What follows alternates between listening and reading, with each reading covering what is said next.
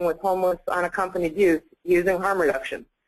From Lighthouse in Cincinnati, Ohio, I'm glad to welcome back Bob Meekum, its president and CEO. And Bob is joined by Jeffrey Hollenbach, the division director for Runaway and Homeless Youth, and Janae Jackson.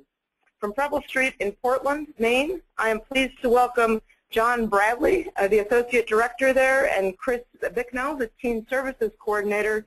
And with John and Chris are Justin and Jonathan, two people who have get services from Preble Street. At USICH, we know that harm reduction for a teenager is not the exact same intervention as harm reduction for, as an example, a 55-year-old with a long history of homelessness and chronic alcoholism. When we talk about harm reduction for youth, we still mean a youth-appropriate intervention focused on positive youth development. There is a strong and urgent need to help youth who are engaging in risky behavior and experiencing homelessness. If providers can work with them to build strong and trusting relationships before their behaviors become long-term habits, you can keep them from a life on the street.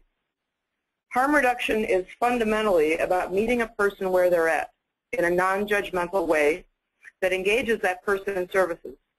Incorporating harm reduction strategies for youth who are engaged in harmful behavior, often as a result of what has happened to them along the way, helps us meet the vision of opening doors. No one should experience homelessness. No one should be without a safe, stable place to call home.